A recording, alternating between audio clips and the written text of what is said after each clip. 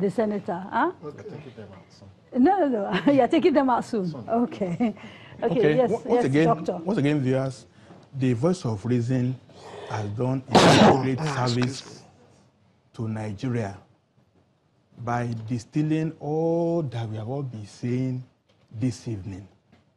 Everything you have been saying, small government, responsible government, lean federal civil service, provision to guide against corruption, even autonomy of the regions to do, whether you want provinces, whether you want states, whether you are free to do what you like in your own region.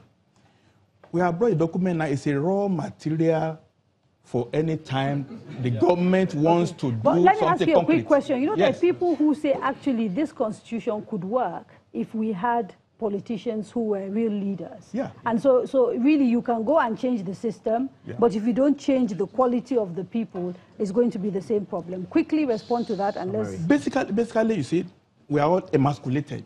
Nigerians go to UK, you start behaving because of the environment. Go to United States, you just change from being a Nigerian immediately.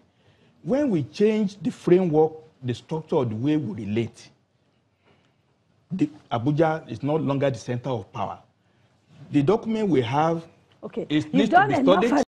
No, absolutely, because it will save all the effort we have been dissipating on this panel. I have two things to say. Number one, to let you know that this restructuring thing is a 1999 to date phenomenon. Before 1999, Nigeria actually used to restructure, right? So we had a different structure in 1960 to until the guys from the military truncated it. Then the military guys came. It was a different kind of structure. And if I remember in the Babangida days, the guy would always change ministers and change structure and bring new names and all of that. And then we came into 1999. Since 1999 till date, we've been static. And that is why people are agitating. So in 1999 to date, we've just had a scenario where the guys who came in have entrenched themselves. When people even talk about the youth are not in politics, the youth are not in politics, I tell them the youth are in politics. The point is that when the youth come in politics, they remain in politics, right? And until they become old, the same guys who came in 1999. so now the point is that, so that's the point, let's get that very right. So we don't conflate issues. The second issue I'd like to tackle very, very sharply is that the best thing to do is this piecemeal amendment. Let's attack the 68 list thing that we're talking about. One by one. Let's look at what we can take out really fully, take out power fully. Listen, the future of power is actually alternative energy and mini grids and microgrids. You know, because why is this important? The legislature, let me just remind you one second. In your summation, I have 5 minutes. Just one second. The legislature will not take out itself. They will not take their other themselves, and these governors will also not cooperate. So the best we can do is chip away at their powers. Thank you. Honorable. Okay, let me start very quickly, if you will let me, Kadria, just answer a question. You have 2 minutes. Okay, very quickly. The report by the committee was something that was done independent of the National Assembly, where we have the majority of the APC members. Now, that can only be answered by the chairman of the committee, why it hasn't been brought to the National Assembly, because some of us are agitating for it to be brought. 1. 2, very quickly.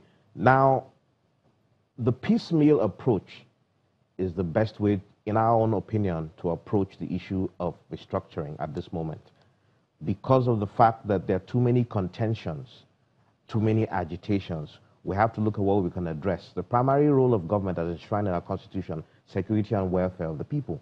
What can we do immediately to provide succor to our people? And that is put resources in their hands.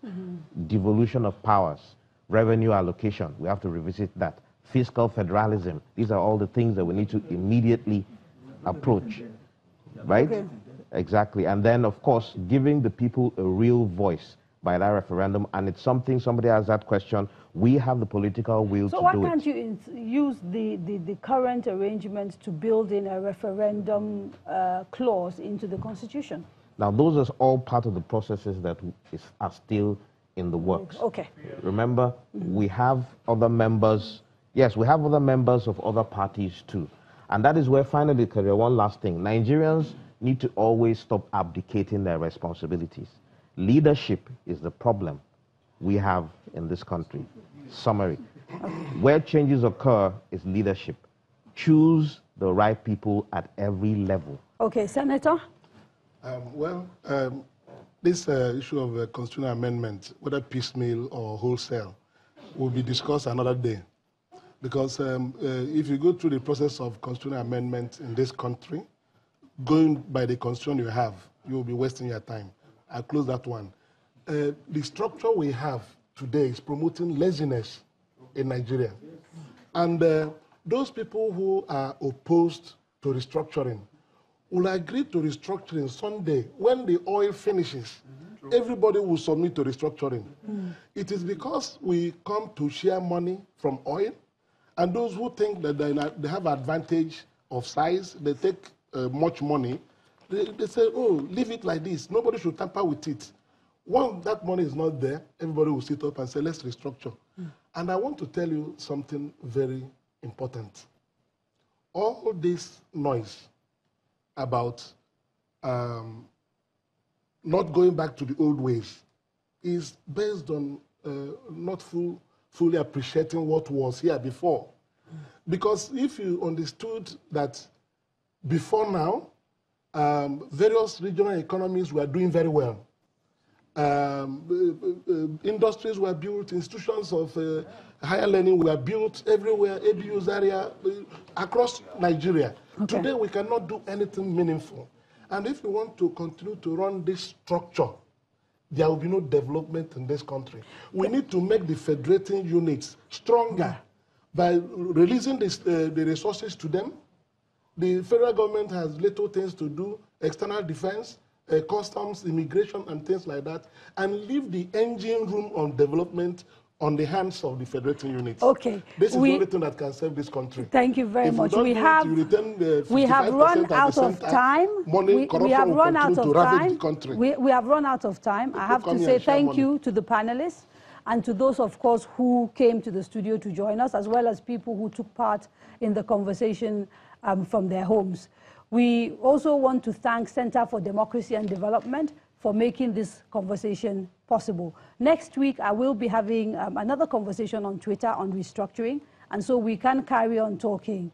The next edition, of course, of The Core is next month. Don't forget to join us. Take care, and God bless.